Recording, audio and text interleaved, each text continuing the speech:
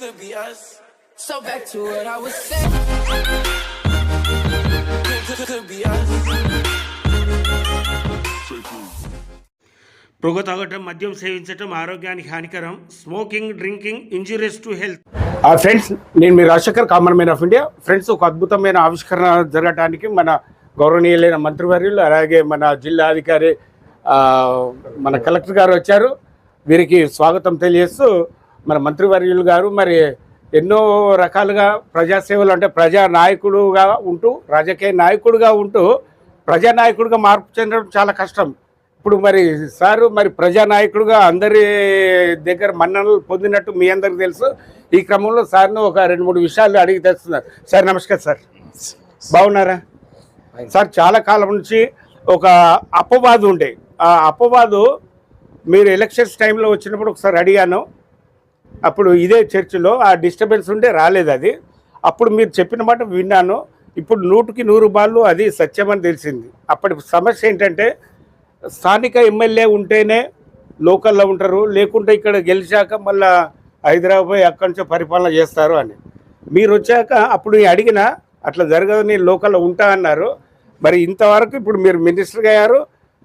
ఎప్పుడు చూసినా మీరు దాదాపు స్థానికంగానే తిరుగుతున్నట్టు తెలుస్తుంది. అంటే మినిస్టర్ హోదాలో ఉండి కూడా రాష్ట్రం అంతా పర్యటించాల్సి ఉన్నా కూడా ఎక్కువ కాలం మీ నియోజకవర్గానికే ఇస్తున్నట్టు తెలిసింది. సార్, మీరు ఇది ఏ రకంగా సమన్వయం చేస్తున్నారు? ఒక రాష్ట్ర మంత్రిగా ఉంటూ ముఖ్యంగా మీ నియోజకవర్గానికి ఎక్కువ సమయం కేటాయిస్తున్నట్టుగా మేమందరం అనుకుంటున్నాం.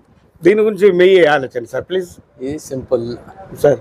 ఫస్ట్ ప్రయారిటీ నేను ఇంతకుముందు ఇప్పుడు స్పీచ్లో కూడా చెప్పాను. అవును, MLA is top priority sir. అంటే నా నియోజకవర్గ ప్రజలను చూసుకునే బాధ్యత ప్రైమరీలీ నా డ్యూటీ. అవును సార్. దీంతో పాటు మంత్రివర్గంలో ఉన్నాను. దెన్ పాత మెదక్ డిస్ట్రిక్ట్ ఇన్ఛార్జ్ ఉన్నాను. అవును సార్. సో నాకు ఈజీగా అయిపోయింది. మన చెన్నూరుకు వచ్చేటప్పుడు మధ్యలో సిద్దిపేట్, గజ్వెల్, డుబ్బాక్ అక్కడ కూడా చూసుకొని ఇక్కడ రావడం, పోయేటప్పుడు కూడా ఏదో ఒక టైం తీసుకొని ఇచ్చేస్తాను. మంత్రిలో నాకు మెయిన్ ఇష్యూస్ ఏదైతే ఉండేనో, ఫస్ట్ ఇసుకే దందా ఎక్కువ ఉండే మా డిపార్ట్మెంట్లో. దాన్ని బంద్ చేయడానికి అన్ని కార్యాచరణలు తీసుకోవడం జరిగింది. మా రెవెన్యూ ఇసుక పైన 22% పెరిగింది ఈ లాస్ట్ 5 monthsలో. దాని తర్వాత నాకు లేబర్ డిపార్ట్మెంట్లో minimum wages, gig workers act తీసుకొచ్చే బాధ్యత ఉంది. గిగ్ వర్కర్స్ యాక్ట్ ఆల్రెడీ తీసుకొచ్చాను. మినిమం వేజెస్ కోసం కూడా చాలా ప్రయత్నం చేసినాను. 10 సంవత్సరాలు టీఆర్ఎస్ ప్రభుత్వం చేయలేదు. కాంగ్రెస్ ప్రభుత్వం మినిమం వేజెస్ ఇంప్లిమెంట్ చేస్తే మన ఈ ప్రాంతంలో సింగరేణి కార్మికులు ఎవరైతే అవుట్ సోర్సింగ్ ఉన్నారో వారికి కూడా ఉపయోగపడుతుంది అని చెప్పి నేను ప్రయత్నం చేయడం జరిగింది. ఒక క్యాబినెట్ సబ్ కమిటీ వేశారు. ఆ కమిటీ కూర్చోవడంలో సమయం ఎక్కువ అయింది, అందు గురించి కాలేదు. కానీ ఇప్పుడు ఆల్రెడీ కేంద్ర ప్రభుత్వం ద్వారా లేబర్ కోడ్ ఇంప్లిమెంటేషన్లో అది కూడా వస్తుంది. సో నాది మెయిన్ జాబ్ డైరెక్షన్స్ ఇవ్వడము. నేను లేబర్ డిపార్ట్మెంట్లో టామ్కామ్ అని ఒక సంస్థ ఉంది, ఎంప్లాయ్మెంట్ జనరేషన్. దీంట్లో కూడా నేను వారికి డైరెక్షన్స్ ఇచ్చాను. మల్టిపుల్ లాంగ్వేజెస్ నేర్పాలి, ఎస్పెషలీ జపనీస్, జర్మన్. ఎందుకంటే ఎక్కువ ఉద్యోగాలు ఈ దేశం నుంచి మనకు రిక్వెస్ట్ వస్తున్నాయి. దీని ద్వారా ఎక్కువ మందిని ఇక్కడ నుంచి పంపించే అవకాశం కల్పించాలని చెప్పి దాన్ని యాక్టివేట్ చేయడం జరిగింది. కొత్త మినరల్స్ రావాలి. మినరల్స్ కూడా అన్ని ఆక్షన్లో పెట్టినాం. ఇప్పుడు first come first service basis పోయిందనమాట. సో ఆక్షన్లో పెట్టినప్పుడు అన్ని ఆక్షన్లు వస్తాయి. నేను మంత్రి పదవి తీసుకున్న తర్వాత చాలా కేసెస్ ఉండే పెండింగ్ అపీల్స్లో. నేను మొన్న కూర్చొని అన్ని, ఎందుకంటే బిజినెస్ నడవాలి, రాష్ట్ర ప్రభుత్వం పన్ను రావాలి, ఈ బ్యాలెన్స్ చేసినప్పుడే మంత్రి పదవి నడపవచ్చు. సో దీంట్లో కూడా చాలా కేసెస్ సెటిల్ చేసేసి వారిని ఏదైతే గవర్నమెంట్కి పన్ను రావాలో అది తీసుకొని వాళ్ళ ఇండస్ట్రీకి కూడా నడిచేటట్టు నిర్ణయాలు తీసుకోవడం జరిగింది. సో నాకు ప్రైవేట్ సెక్టర్లో పనిచేసినందుకు నాకు కొంచెం అవగాహన ఉంది. ఎక్కడ జోక్యం చేసుకోవాలి, ఎక్కడ జోక్యం చేసుకోవద్దు, దేనిపైన ఎక్కువ టైం స్పెండ్ చేయాలి, దేనిపైన తక్కువ టైం స్పెండ్ చేయాలి. So I'm able to manage. ప్రభుత్వంలో ఉన్నప్పుడు చాలా ఇబ్బందులు ఉంటాయి, బ్యూరోక్రసీ ఉంటుంది, పొలిటికల్ డిసిషన్స్ తీసుకునేది ఉంటుంది. సో ఈ బ్యాలెన్స్ చేసుకున్నప్పుడే మనకు అవును సార్. సక్సెస్ఫుల్ అని చెప్తారు. సో ఇప్పటి వరకు అయితే నేను చేస్తున్నాను, చేస్తారు కూడా. చేశారు కూడా. అయితే సార్ మన గౌరవనీయులు మా ఎంపీ గారు, మీ ప్రియపుత్రుడు వంశీధర్ గారు పార్లమెంట్లో సింగరేణి గురించి ప్రస్తావన తీసుకురావటం కోల్ బెల్ట్ ఏరియాలో ఒక సంచలనం అయిపోయింది సార్. ఈ క్రమంలో మీరు స్థానికంగా ఉంటుండ్రు. ప్రస్తుతం సింగరేణి పరిస్థితులు చాలా అధోగతి, అంటే వెనుకబాటుతనంగా ఉన్నట్టు తెలుస్తుంది. మీరు వచ్చాక కార్మికులు చాలామంది మీ మీద గంపెడి ఆశలు పెట్టుకున్నారు. కొత్త బొగ్గు గవన్ రాలే, మనకు వివేక్ సార్, వివేక్ ఫ్యామిలీ అంటే వెంకట స్వామి గారి ఫ్యామిలీ అంటేనే మా గుండెలు ఉండిపోయారు. మీరు వచ్చారు, ఖచ్చితంగా సింగరేణికి ఏదో ఒక భవిష్యత్ ప్రణాళిక. ఇప్పుడు వాస్తవంగా మన సినేరియా చూస్తే ఒక 15-18 ఏళ్లలో సింగరేణి కొలాప్స్ అయ్యే పరిస్థితులు ఉన్నాయి. దీని కొత్త గన్ల గురించి మీ వంతు ప్రయత్నం, అక్కడ పార్లమెంట్లో వంశీ గారు, ఇక్కడ మీరు మీ ప్రయత్నం బాగా చేయాలని మా వాళ్ళు అనుకుంటున్నారు, ఈ కార్మికులంతా. దీని గురించి కొద్దిగా మా వాళ్ళకు ఊరట కలిగించేలాగా మీరు ఏం చేయబోతున్నారనే కొద్దిగా ప్లీజ్ సార్. ఇంతకుముందు కేంద్ర ప్రభుత్వం ఒక చట్టం తీసుకొచ్చింది.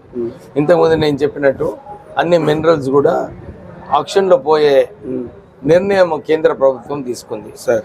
ఈ బొగ్గు గనులలో కూడా ఇదే నిర్ణయం కేంద్ర ప్రభుత్వం తీసుకుంది. టీఆర్ఎస్ ప్రభుత్వము అవగాహన లేకనో లేకుంటే ఇక్కడ ఎందుకు ఎక్కువ ఎంప్లాయ్మెంట్ రావాలని చెప్పి దాన్ని అడ్డుకోవడం జరిగింది. ఒకవైపు ఏమో బిల్లు పాస్ చేసేటప్పుడు పార్లమెంట్లో బీజేపీ ప్రభుత్వానికి సహకరించారు, తర్వాత అడ్డుకున్నారు. లేకుంటే ఇప్పటి వరకు వారు ఆ ఓపెన్ ఆక్షన్లో మన సింగరేణి సంస్థ పార్టిసిపేట్ చేస్తుంటే ఆల్రెడీ కొత్త గనులు స్టార్ట్ అయ్యేటి, ఎంప్లాయ్మెంట్ జనరేషన్ అయ్యే అవకాశాలు ఉండేది, కానీ కాలేదు. నేను ఎమ్మెల్యే అయిన తర్వాత నేను ముఖ్యమంత్రి గారిని చెప్పినాను, దీనిలో సింగరేణి సంస్థలో ఓపెన్ ఆక్షన్లో పార్టిసిపేట్ చేయాలి. ఎందుకంటే దీంట్లో 2 విషయాలు ఉన్నాయి. ఎవరు కూడా దీనిపైన ఆలోచన చేయటం లేదు. ఆక్షన్లో వెళ్ళినప్పుడు మనకు 14% తక్కువ ఉంటుంది. అవును సార్. మీరు అలాట్మెంట్లో పోయినప్పుడు కేంద్ర ప్రభుత్వంకి 14% ఎక్కువ ట్యాక్స్ కట్టాల్సి వస్తుంది. సో దాంట్లో మనకు ఆక్షన్లో పోకుంటే మనము ఈ 14% కట్టాల్సి వస్తుంది. ఆ సంస్థకు, సింగరేణి సంస్థకు లాభాలలో ఉండదు. సో దీని వలన మనకు కొత్త గనులు వస్తుంది. మన చెన్నూరు నియోజకవర్గంలో నేను అదే చెప్పినాను. ఆల్రెడీ ఇంతకుముందు ఉన్న సిఎండి ఒక మైన్, కోల్ మైన్ మన చెన్నూరుకి అలాట్ కావడం జరిగింది. త్వరలోనే దాంట్లో పన్ను జరుగుతుంది, దాంట్లో ఆ ఉద్యోగాలు వస్తాయి. దాంతోపాటు ఇంతకుముందు కూడా సింగరేణి పవర్ ప్లాంట్ అప్పుడు ఆ రోజులలో మా నాన్నగారు వెంకటస్వామి గారు, వినోద్ గారు కృషి వలన జైపూర్ పవర్ ప్లాంట్ 850 మెగావాట్స్ రావడం జరిగింది. ఇప్పుడు నా హయాంలో దీన్ని మళ్ళా ఇంకొక 850 మెగావాట్స్ త్వరలోనే దాని భూమి పూజ కూడా వచ్చే నెల ముఖ్యమంత్రి గారు చేస్తారు. సో దీని ద్వారా కూడా ఎంప్లాయ్మెంట్ పెట్టించారు. కానీ అంతేకాదు, కానీ చాలా ఆపర్చునిటీస్ ప్రైవేట్ సెక్టర్లో ఇతర, ఎందుకంటే మనకి ఏదైనా అవసరం ఉంటే హైదరాబాద్ వెళ్తాము, తీసుకొస్తాము. సో నేను ఇది కావద్దు అని చెప్పి మన స్కిల్ డెవలప్మెంట్ సెంటర్ మందమరిలో ఒకటి స్టార్ట్ చేయడం జరిగింది. ఇంకొక skill development centre, advance technology centre మందమరిలో 19th నాడు మేము దాని భూమి పూజ చేసి అక్కడ కూడా 50 కోట్లతోని ఆ skill development advance technology training centre కూడా త్వరలోనే చెన్నూరులో ప్రారంభం అవుతుంది. సో దీని వలన వాళ్ళకు స్కిల్స్ వచ్చిన తర్వాత ఎక్కడైనా పని చేసుకుంటారు. సో ఇలాంటి అవకాశాలు కల్పించాము. సింగరేణిలో ఫస్ట్ నా బాధ్యతగా దీంట్లో బయట నుంచి రిక్రూట్మెంట్ చేస్తున్నారని చెప్పి 80% వరకు లోకల్ ఎంప్లాయ్మెంట్ ఉండాలని కూడా రూల్ తీసుకురావడం. సో దీని వలన కూడా ఇక్కడ ఎంప్లాయ్మెంట్ పొటెన్షియల్ పెరిగింది. చాలా మంది ఎవరైతే వాళ్ళు ల్యాండ్ ఇచ్చినారో దాంట్లో కూడా రిక్రూట్మెంట్ అవుతుంది. సో ఒక బ్యాలెన్స్డ్ వేగా మనం ముందుకు వెళ్తున్నాం. Okay sir, thank you very much. చాలా మంచి విషయాలు చెప్పారు. Thank you sir.